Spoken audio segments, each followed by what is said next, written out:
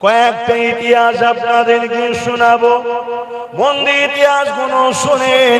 ইসলামে যেমন নামাজ আছে, ইসলামে যেমন রোজা আছে, ইসলামে যেমন হজ আছে, ইসলামে যেমন দাড়ি টুপি আছে, ইসলামে যেমন বড়দের সম্মান ছোটদের স্নেহ আছে, আবার ইসলাম কি শিখাচ্ছে, যখন জালিমরা জুলুম করার জন্য মক্কা থেকে আগে গিয়ে এমন করে বদর নামক স্থানে পর্যন্ত চলে এসেছে, মদিনার উপরে হামলা করবে বলে আমার রাসূলুল্লাহ সাহাবা হুজুরদের ঘরে নিয়ে মদিনা ও মদিনাবাসীদের ঘরে জালিমদের হাত থেকে রক্ষা করবে বলে আল্লাহ নবী ডিফেন্সে পর্যন্ত নেমেছে।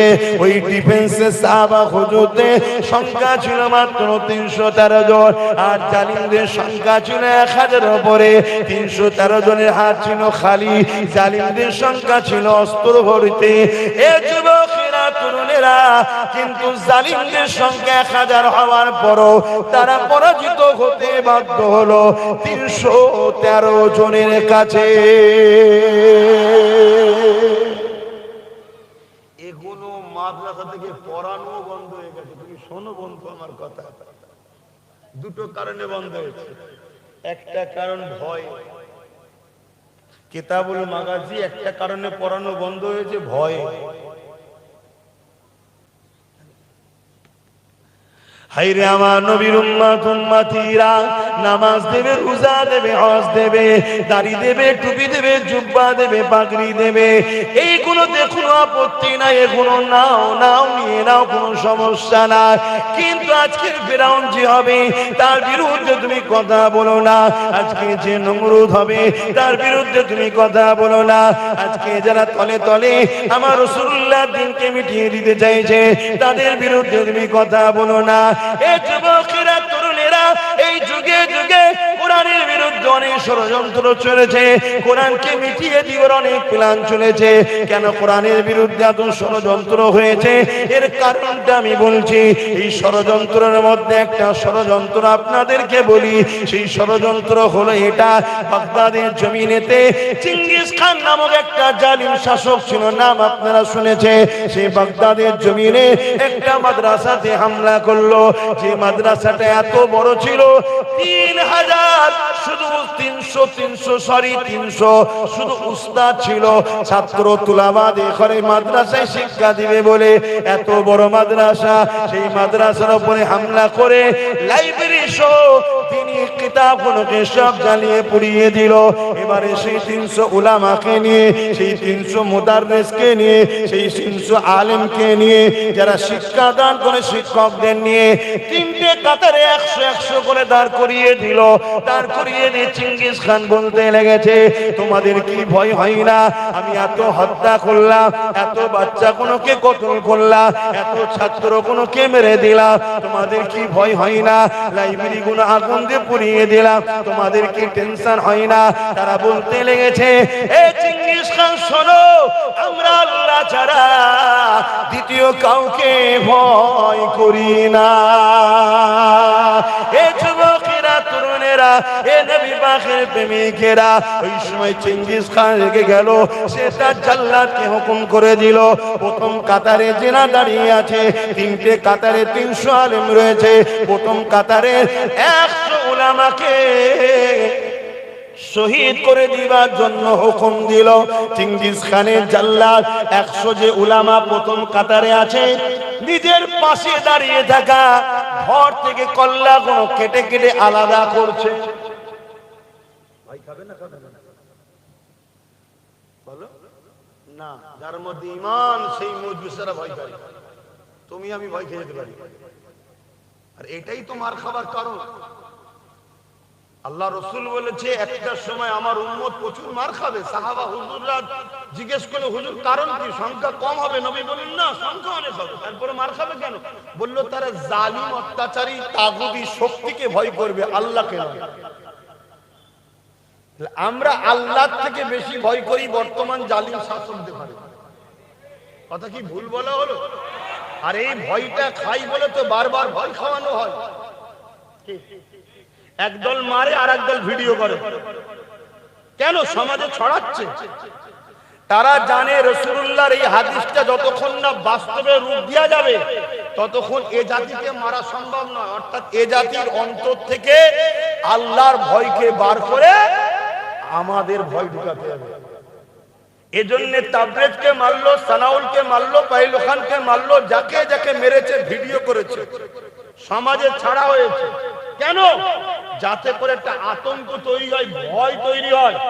আর এ জাতি যদি ভয় খাওয়াতে পারি, এদের নবী বলেছে, তখন এরা মার খাবে। শুনছেন? দুঃখের বিষয়, ওরা তো ভয় দেখাবে। আমাদের মসজিদের এক শ্রেণীর উলামা, আমাদের এক শ্রেণীর ইমাম, আমাদের এক শ্রেণীর আলেম, তারাও দিনরাত আমাদেরকে ভয় খাওয়াচ্ছে না? ভয় না, শুধু বলছে বিজেপি চলে বলছে ভয় দেখাচ্ছে। তার মানে আল্লাহর ভয় বার করে দিচ্ছে আর বিজেপির ভয় ঢুকাচ্ছে। শুনছেন? এ যুবকেরা, আমরা তো সেই জাতি যারা ফিরাউনকে মজা চাখিয়েছি, আমরা তো সেই জাতি যারা নমরুদকে মজা চাখিয়ে দিয়েছি, আমরা তো সেই জাতি বদর থেকে শুরু করে খান্দক থেকে শুরু করে প্রতিটা ময়দানে জালিমদেরকে ভয় করেছি। আমরা তো সালাউদ্দিন আইবির উত্তরসূরি, আমরা তো খালিদ বিন ওলীদের উত্তরসূরি। খালিদ বিন ওলীদকে যে 120টা ইসলামের পক্ষে লড়াই করেছে, খালিদ বিন ওলীদের নেতৃত্বে একবার রোম সাম্রাজ্যের বিরুদ্ধে লড়াই হয়েছিল। রোমানীয় সাম্রাজ্যের এমন করে 2 লক্ষ সৈন্য ছিল, আর খালিদ বিন ওলীদের মাত্র 3000 সৈন্য ছিল। এই 3000 সৈন্য নিয়ে খালিদ বিন ওলীদের নেতৃত্বে রোম সাম্রাজ্যের বিরুদ্ধে লড়াই হচ্ছে।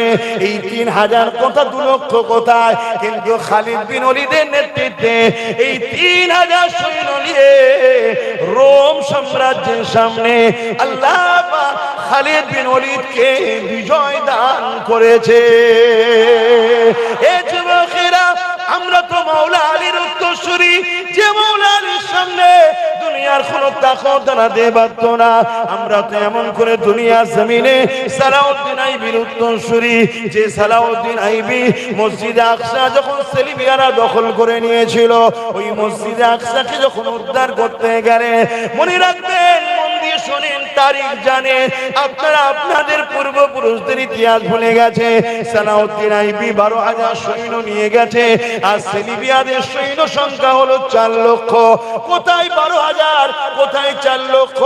সেই 4 লক্ষর মোকাবেলায় 12,000কে নিয়ে যখন সালাউদ্দিন আইবি বিসমিল্লাহ আল্লাহু আকবার বলে নেমে পড়েছে, ওই সময় 4 লক্ষ সেলিবিয়া সৈন্যরা সালাউদ্দিন আইবির 12,000 সৈন্যর মোকাবেলায় জিতা তো দূরের কথা, হারা তো দূরের কথা, জবানা জব্দ হয়ে পালাবার রাস্তা খুঁজে পাইনি। এই 12,000কে আল্লাহ বিজয় দান করে দিয়েছে। আরো জোরে বলুন সুবহান।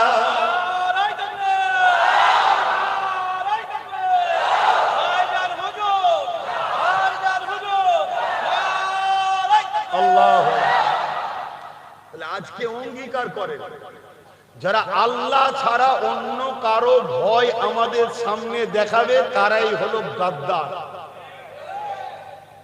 আমার কথায় সহমত হতে পারছেন না? কেন? রাসূল বললেন, আমার উম্মতের মার খাবার প্রথম কারণ হবে কি?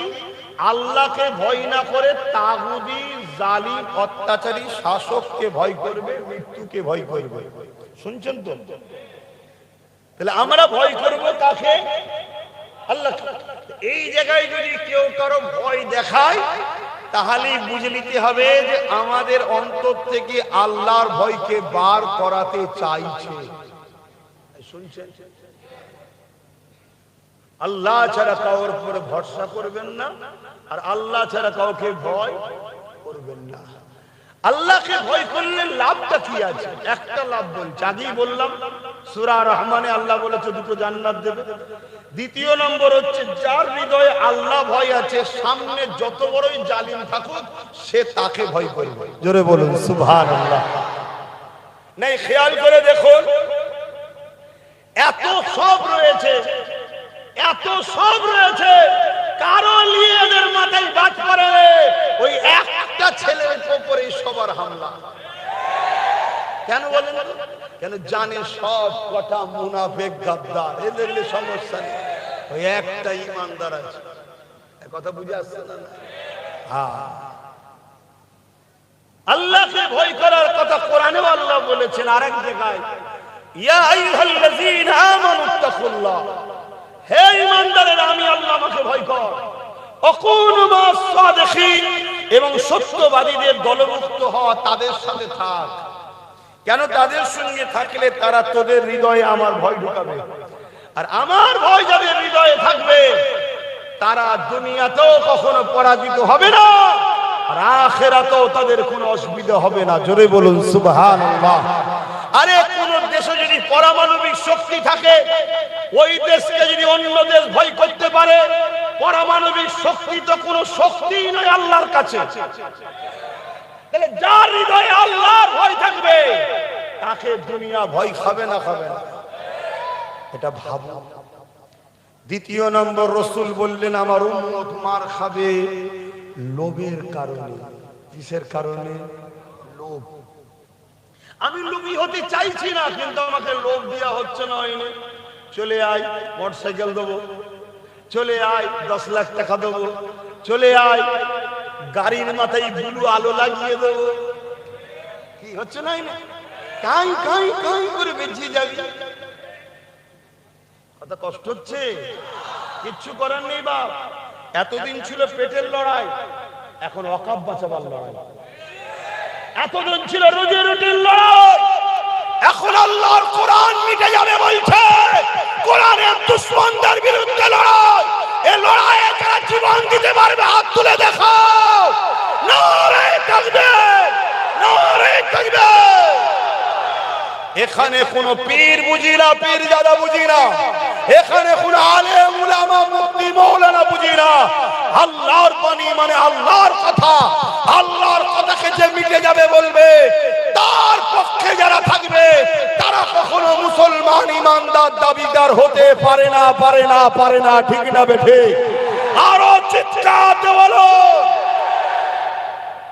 তুমি এত বড় বিহায়া নির্লজ্জা, তোমার হারাম খেয়ে খেয়ে খেয়ে খেয়ে জিভ এত বড় হয়ে গেছে, তুমি কোরআনের পক্ষে দুটো কথা বলতে পারছো না, তো চুপ থাকো। কমসে কম যে কোরআন মিটাতে চাইছে তার পক্ষপাতিত্ব করছো, মানে তুমি তার পক্ষপাতিত্ব করো কি করে? কোরআন মিটাতে চেয়েছিল চেঙ্গিস খান। চেঙ্গিস খান ওই উলামাদেরকে বলছে ভয় করো, তারা বলছে আল্লাহ ছাড়া কাউকে ভয় করি না। প্রথম কাতারের 100 জনকে হুকুম করে দিল কতল করো। জাল্লাদ এক এক করে উলামা ধর থেকে কল্লা আলাদা করছে, ফিচকিরিদের রক্ত বাইর হচ্ছে। পাশের উলামাটা দাঁড়িয়ে আছে, মুখে কোনো ভয়ের ছায়া নাই। জোরে বলুন সুবহানাল্লাহ। কেন? যে দিলে আল্লাহ থাকে ও দিলে দুনিয়ার কোন তাকত কখনো ভয় দেখাতে পারবে না। প্রথম কাতারে কিন্তু একটা বয়স্ক আলেম ছিলেন, তিনি প্রথম কাতার থেকে দ্বিতীয় কাতারে চলে গেলেন। চেঙ্গিস খান দেখলো, কিছু বললো না। আবার দ্বিতীয় কাতারে হুকুম করলো গর্দান উড়িয়ে দাও। দ্বিতীয় কাতারে আবার গর্দান উড়িয়ে দেওয়া হলো। ওই যে প্রথম কাতার থেকে বুজুর্গ উলামাটা ছিলেন, তিনি দ্বিতীয় কাতারে চলে আসলেন। তিনি দ্বিতীয় কাতার থেকে তৃতীয় কাতারে চলে গেলেন। দ্বিতীয় কাতারের সমস্ত উলামাদেরকে কতল করে দেওয়া হলো। 199 জন আলেমকে কতল করা হয়ে গেছে।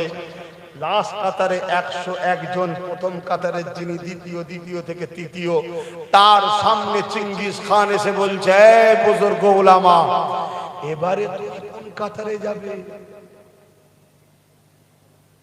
তোমাকে এবারে কে বাঁচাবে? হায় হায়, 199 আলেমের রক্ত কল্লা ধর থেকে আলাদা। এই মুহূর্ত যার মুখ দিয়ে কথা বেরোয় সেই তো যাবে জান্নাতে। ওই সময় দাঁড়িয়ে ওই বয়স্ক উলামা আসমানের দিকে শাহাদত আঙ্গুল তুলে বলছে আল্লাহ আছে। জোরে বলুন সুবহানাল্লাহ। আরো চিৎকার দিয়ে বলুন আল্লাহু আকবার। আঙ্গুল তুলে বলুন আল্লাহু আকবার, আল্লাহু আকবার।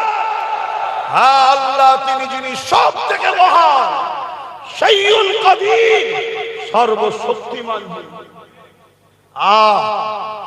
আমরা কোন মুদি কোন দিদি কাউকে ভয় করি না, আমরা ভয় করি একমাত্র তামাম কায়নাতের স্রষ্টা লাহু মুলকুস সামাওয়াতি ওয়াল আরদ, আল্লাহকে ভয় করি। জোরে বলুন সুবহানাল্লাহ। ভাইরা আমার, তখন ওই চেঙ্গিস খান রেগে গেল যে এত মারলাম, এর দিলে ভয় নেই আমার, আতঙ্ক তৈরি করতে চাইছে। আতঙ্ক, আজকে চেঙ্গিস খান কোন আতঙ্ক তৈরি করতে চাইছে না চাইনি? আতঙ্ক তৈরি করো, তাহলে এদের কবরস্থান ভাঙবো চুপ করে দেখবে, এদের মসজিদ ভাঙবো চুপ করে দেখবে, এদের মা বোনেদেরকে টেনে নিয়ে যে বাজারে নিলামে তুলবে এরা চুপ করে দেখবে। যদি এদেরকে ভীতু না বানানো যায়, এরা যদি বীরের যা সিংহর মতো 1 ঘন্টা বাঁচবো, 1000 বছর কচ্ছপের মতো বাঁচতে আমরা রাজি নয়, ঠিক তো নাকি?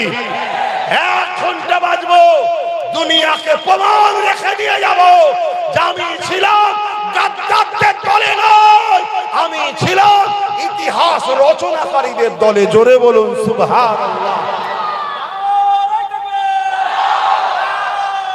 আল্লাহ ভাইয়ের হুঁশিয়ার সব ভাইয়ের আমার, মন দিয়ে শোনেন।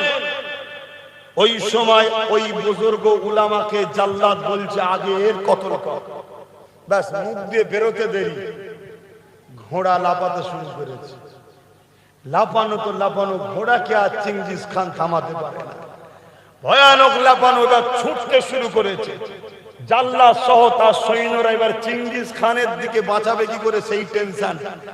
ঘোড়া তো ছুটছে আর লাফাচ্ছে। একটা সময় চেঙ্গিস খানের পা ফসকে গিয়ে আর চেঙ্গিস খানের 1 পা বেঁধে গেছে পায়ে রাখা পাদানিতে, আর আরেক পা ফসকে এসে পুরো জমিনে। এই মাথা লাগে, কাঁধ লাগে, হাত লাগে, ছিন্ন বিচ্ছিন্ন হচ্ছে, একটার পর একটা আঘাত হতে হতে হতে হতে ঘোড়া ততক্ষণ পর্যন্ত থামেনি যতক্ষণ না চেঙ্গিস খান মরে জাহান্নামে গেছে। শুনছেন? মিটালো কে 199 জনের কপালে শহীদের মরণ রেখেছিল কে? আর 101 জনকে গাজীর মর্যাদা দিল কে? তাহলে তোমার আমার লস নাই।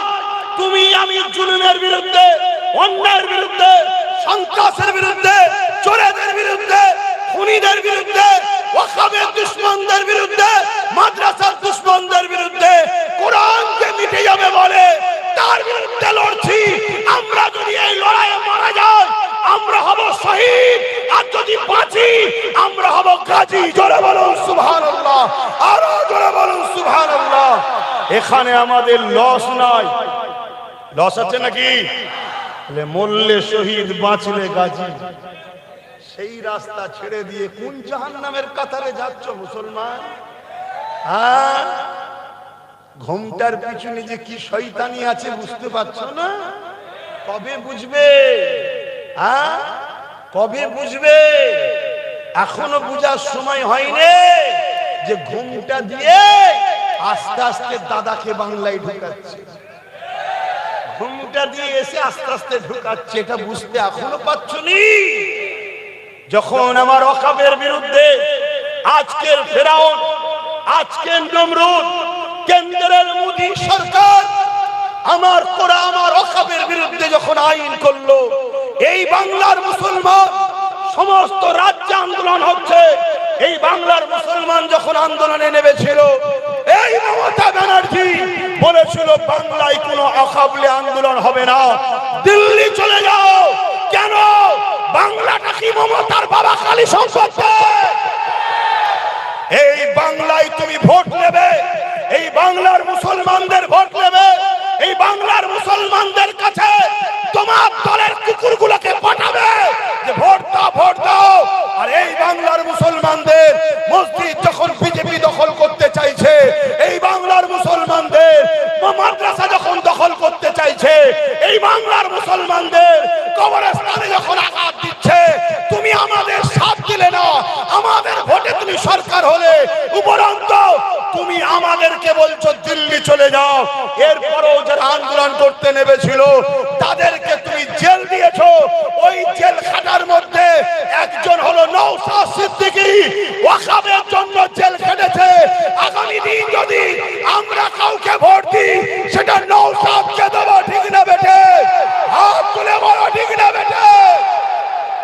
কেন সে ওয়াকফকে বাঁচাবার জন্য একটা ছেলে সুপ্রিম কোর্টে লড়ছে, আর তোকে সরকার করলাম, তোকে 215টা সিট দিল মুসলমান, তোকে জিতালো এ জাতি তোর উপরে ভরসা করলো, এ জাতি তোকে ভালোবাসলো, আর তুই এ জাতিকে বলছিস ওয়াকফ নিয়ে আন্দোলন করলে সব থেকে বড় দুশ্মন আমি হব। তার মানে মসজিদের হয়ে আন্দোলন করলে দুশ্মন ও আমাদের হবে। আমি মাদ্রাসা কেন বিজেপি ভাঙছো বললে আমাকে জেলে দেবে মমতা। কবরস্থান নিয়ে আন্দোলন করব, মোদি তুমি কবরস্থান ভাঙছো কেন? আমার ওয়াকফ নিতে দেবো না মোদি তোমায়। দিদির মুখে ব্যথা হচ্ছে, দাদার উপরে বোনের কত মায়া দেখেছো? এই দাদা দিদি সেটিংটা বুঝতে পারছো না, পারোনি। এখন মমতা মনে করেছে একটা মুক্তির একটা পীরজাদাকে নিয়ে নিলে হয়তো আমার বেড়া পার হয়ে যাবে। তোর মুক্তিও তোর সাথে জাহান্নামে যাবে, তোর পীরজাদাও তোর সাথে জাহান্নামে যাবে। কেন আমার কাছে পীরজাদা আগে নয়, আমার কাছে আল্লাহর কোরআন আগে, আমার কাছে বাপ আগে নয়, আমার কাছে খোদার ঘর মসজিদ আগে, আমার কাছে আল্লাহ নবীর ঘর আগে। কিয়ামতের দিনে কোন পীরজাদা তোমাকে আমাকে বাঁচাতে পারবে না। কিয়ামতের দিনে আমিনার লাল তোমার আমার জন্য শাফাআত করবে। আজকে বলো আমিনার লালের দিনের দুশমন যারা, তাদের বিরুদ্ধে আমাদের লড়াই করা দরকার আছে না নয়? হাত তুলে বলো লড়াই দরকার আছে না নয়? তাহলে দিদি মুদির বিরুদ্ধে আমাদের ভোট দেবো না, দেবো না? জোরে বলো, দিদি মুদির পক্ষে থাকবেন না বিরুদ্ধে? জোরে বলো। বাংলার অলিতে গলিতে জানিয়ে দাও, কোরআনের সূরা বাকারার মধ্যে আল্লাহ বলছে আমাকে আমার হাবিবকে ছেড়ে তোরা যাদের দলদাস হবি তার হাতে আমি আল্লাহ তোদেরকে মিটাবো। অতএব আল্লাহ ও রাসূলকে ছেড়ে দিয়ে তোমরা যদি দিদিকে প্রাধান্য দাও, এর হাতেই আল্লাহ তোমাদেরকে মিটাবে। সেই মিটাবার একটা ছোট্ট নমুনা বলে যাচ্ছি। অলরেডি 25,000 30,000 করে সব নাম বাদ দিয়েছেন না? দেয় কে নাম বাদ দিল? এই মমতা ব্যানার্জি বলেছিল 2002 সম্ভবত যে বাংলাদেশ থেকে ঘুষপেটিয়া বাংলায় ঢুকছে, এটাকে রুকা দরকার। যখন দিল্লিতে মোদি আসলো, ভাই বোনের সেটিং হয়ে 2026-এ 2025-এ আজকে সেই এসআইআর করে নিরীহ মুসলমানদের নামের বানান ভুল যাওয়ার জন্য নামগুলোকে কেটে দিয়েছে। প্রথম যে লিস্ট বেরিয়েছিল সেই লিস্টে মুসলমানদের নাম বেরোয়নি, সেই লিস্টে মুসলমানদের নাম ছিল না। কিন্তু দেখলো যাদেরকে বাদ দিবার টার্গেট তারা তো সব এই দেশেরই। তখন নতুন করে ইচ্ছা করে কারো বাপের নামের আগে মোহাম্মদ আছে কি শেখ আছে, ছেলের নামের পরে আছে, কারো বিয়ের আগে খাতুন আছে, বিয়ের পরে বিবি হয়ে গেছে কি বেগম হয়ে গেছে, হলো কেন ডিলিট। শুনছেন তো নাকি? কিন্তু আপনাদের বলে যাচ্ছি, এই সমস্যাটাও যদি সমাধান করতে চান, ভয় আল্লাহকে খাবেন, ঈমানদারের ক্ষমতা তৈরি করুন। কথা মাথায় ঢুকছে? হ্যাঁ। কেন? এটা কেসের মামলা হয়ে গেছে। আপনার হয়ে কেস যে লড়বে সেমন শক্তিশালী লোককে দরকার তো। হ্যাঁ, তা না করে লাস্টে কালো কোট করে সুপ্রিম কোর্টে গিয়ে যে বিচারটা ছিল বিচারপতি কি বলে নির্বাচন কমিশনের হাতে, তার থেকে কেড়ে নিয়ে বিচারপতির হাতে তুলে দিল। কেন? আমাদের দাবি ছিল একটাই, আগে ভোটার তারপরে ভোট। বিচারপতি দেখলো প্রায় 90 লক্ষ লোকের এখন ক্লিয়ার হয়নি, এক্ষুনি যদি ভোট করতে যায় তাহলে ঘিরে ফেলবে অফিস। তাহলে কি করা যাবে? অমনি দিদির সঙ্গে সেটিং। দিদি যে সুপ্রিম কোর্টে বললো এটাকে বিচারপতি বলে নির্বাচন কমিশনার ভুল করছে, বিচারপতির হাতে তুলে দিল। বিচারপতির বিরুদ্ধে লড়বে নাকি? ক্ষমতা আছে কারো? দেখো ওর হাত থেকে টেনে দিল। এই গাদ্দারকে চেনো, দুনিয়াও যাবে আখিরাতও যাবে। কোরআন বলছে আল্লাহ ও রাসূলকে ছেড়ে দিয়ে যাদের দলদাস হবে তাদের হাতে আল্লাহ তোমাদের মিটাবে। মনে রেখে দিও, সালাউদ্দিন আইবি সেলিবিয়াদের হাত থেকে মসজিদকে উদ্ধার করে নিল। এই উদ্ধার করার পরে সালাউদ্দিন আইবি তিনি মন মরা করে ঘরে বসে আছে। সবাই আনন্দ খুশি করছে, মসজিদ উদ্ধার হয়েছে, শুনছেন তো? কিন্তু সালাউদ্দিন আইবির মন খারাপ, মন খারাপ। জিজ্ঞেস করছে তেনার সেনা প্রধানরা, হুজুর আপনার মন খারাপ কেন? মন দিয়ে কথাটা শোনো দিব। ওই সময় সালাউদ্দিন আইবি বললে, প্রকাশ্য সৈন্য ছিল 4 লাখ, যদি 40 লক্ষ থাকতো তাও তার বিরুদ্ধে লড়তাম, কিন্তু আমাদের মধ্যে গাদ্দার আছে, এই গাদ্দার কোনো যদি বাঁচা না যায় তাহলে মসজিদে আকসা আবার চলে যাবে। তাহলে বাবরি মসজিদ গেছে না গাদ্দাররা বিক্রি করেছে? অত সহজ নয়। আমার দেশের সংবিধান বিরোধী একটা আইন হয়ে গেল। আমার দেশের সংবিধান বলছে কোনো আস্থার উপরে রায় হয় না, আর দেশের সর্বোচ্চ আদালত থেকে রায় বেরোচ্ছে আস্থার উপরে। তাহলে গাদ্দাররা সেটিং আছে না নাই? গাদ্দার যদি না চেনো তোমাদের আগামী দিন কচু কাটা করা হবে, শুনছো? গাদ্দার যদি চিনতে পেরে যাও মাথা তুলে বাঁচবে, শুনছো? আর এই কথাগুলো আমি জানিয়ে দিই বলে দিনের শেষে সব কিছু থেকে ঘুরিয়ে এনে বাজারে শুধু একটাই কথা বলবে, কি আব্বাসের সাথে বিজেপি সেটিং আছে, শুনছো তো? 2021-এ 30টা জায়গায় দিয়েছিলাম, যা কোনোদিন পাসনি মমতা সেই সিট পেয়েছে না পাই, তা আজকেও সেই 30টা দিয়েছে, এত বুকে ব্যথা হচ্ছে কেন? কথা মাথায় ঢুকছে না? ঢোকে নেই কেন? ওরা জানে যে 2030-এ 2021-এ অনেক কটা পেয়েছিল, এবারে তো অনেক কড়াকড়ি হবে, তাহলে অনেক কটা পেয়ে যাবে। একটাই যদি এত লড়াই দেয়, তার সাথে যদি আরো 15-20টা হয়ে যায় তাহলে ফাটাফাটি করে ফেলবে। তোমার এই 24 পরগনাতে যত কমই হোক 5-6টা পাওয়ার জায়গায় আছে, তাহলে পুরো 24 পরগনা তো আমরা কন্ট্রোল করে ফেলবো। কথা মাথায় ঢুকছে না? ঢুকে না? হ্যাঁ, এই জন্যে গাদ্দারদের মাথায় বাজ পড়ে গেছে। সালাউদ্দিন আইবি বলছে আমাদের মধ্যে যে গাদ্দার আছে তাকে খুঁজে বার করতে হবে। এই গাদ্দার খুঁজবে কি করে? একটা টিম তৈরি করেছে, গোয়েন্দা টিম। সেই টিমকে সালাউদ্দিন আইবি ছেড়ে দিয়েছে। মন দিয়ে শোনে, যে চায়ের দোকানে ঢোকে নে, বাজারে যায়নি, হাটে যায়নি, মেলায় যায়নি, ওই টিম ঢুকছে মসজিদে, শুনছেন? ওই টিম ঢুকছে মাদ্রাসায়, ওই টিম ঢুকছে মুক্তবে, ওই টিম ঢুকছে খানকায়। কেন? যেখানে আল্লাহর ওলি থাকবে তার পাশেই কিন্তু ছদ্মবেশী শয়তান থাকবে। কথা মাথায় ঢুকছে? তো ওইভাবে সালাউদ্দিন আইবির ওই গোয়েন্দা টিম 3000 লোককে ধরেছে, যারা বড় বড় ইমাম, বড় বড় আলেম, বড় বড় মুফতি, বড় বড় বক্তা, 3000 তৎকালীন সময় ধরেছিল, যারা সুরাতে সকলে মুসলমান, ভেতরটা কোটি কোটি টাকায় ইসলামের দুশমনদের কাছে বিক্রি হয়ে গেছে। তাদেরকে সালাউদ্দিন আইবি নিজে হাতে করে কতল করেছে। আজকে এরকম গাদ্দার আছে না? সারা বছরে গাদ্দার কোনো পাওয়া যায় না। যখন মব লিঞ্চিং এর নামে এই বাংলার বারাইপুরেতে মুসলিম ছেলেকে খুন করা হয়, যখন মব লিঞ্চিং এর নামে গোরাক্ষা বাহিনীরা এই বাংলার বাঁকুড়াতে মুসলিম মানুষগুলোকে পেটে মারে, তখন এই গাদ্দার মুনাফিক আলেম উলামা পীরজাদাগুলোকে পাওয়া যায় না। ভোট যখন আসে তখনই শুধু বেরোয়, বেরিয়ে বলে আর একবার দিতে হবে, না বিজেপি চলে আসবে। গাদ্দার চিনতে পারছে? তোরা যদি বলিস তোদের কথাটা সত্য তখন মানতাম। তোরা যদি এই কথাটা বলতিস, কি কথা? যেখানে লড়াই বিজেপি ভার্সেস টিএমসি সেখানে টিএমসি কে দাও, আর যেখানে টিএমসি ভার্সেস আইএসএফ এর লড়াই সেখানে আইএসএফ কে দাও, তাহলে তোদের কথা মেনে নিতাম। কথা মাথায় ঢুকছে না? ঢোকে না?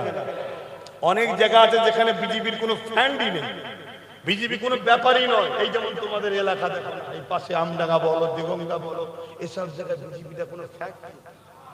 এই জায়গায় লড়াইয়ে যদি সবাই মিলে নিজেদের একটা শক্তি তৈরি করি, অসুবিধা আছে? কিন্তু না, এক গাদ্দাররা সেই ঘুরিয়ে ঘুরিয়ে ঘুরিয়ে ওয়াকাফের দুশমনদের শক্তিশালী। তাহলে কাল যখন মসজিদ ভাঙবে তা কোর্টে গিয়ে দাঁড়াবে কে? কাল যখন আরো কিছু ঘটবে তোমাদের হয়ে রাস্তায় নেমে লড়বে কে? একটু ভেবে চিন্তে কাজ করা দরকার আছে না? আমার কথাই খারাপ লাগছে? তাহলে চলে আসো আর একটা কথা বলি, আল্লাহ নবী কোরআনের বাণী পৌঁছাতে গিয়ে মক্কা জমিনে অনেক কষ্ট ভোগ করেছে। মক্কা মানুষের আমার নবী পাকের উপরে অনেক জুলুম অত্যাচার করেছে। এই কোরআনের মেসেজ নবী পাক পৌঁছাতে গিয়েছে। এ যুবকেরা, তরুণেরা, তার মধ্যে তো ঈমান নাই, যার হৃদয়ে লা ইউমিনু আহাদুকুম হাত্তা আকুনা হাব্বা ইলাইহি মিন ওয়ালিদিহি ওয়া ওয়ালাদিহি ওয়ান নাসি আজমাইন, ততক্ষণ পর্যন্ত তোমরা ঈমানদার দাবি করতে পারবে না, যতক্ষণ পর্যন্ত তোমাদের ধন দৌলত, জমি জায়গা, ঘর বাড়ি, টাকা পয়সা, বাপ মা, ছেলে পুলে, এমনকি নিজের জানের থেকেও আল্লাহ নবীকে বেশি না মুহাব্বত করবে, ততক্ষণ পর্যন্ত তোমরা ঈমানদার দাবি করতে পারবে না।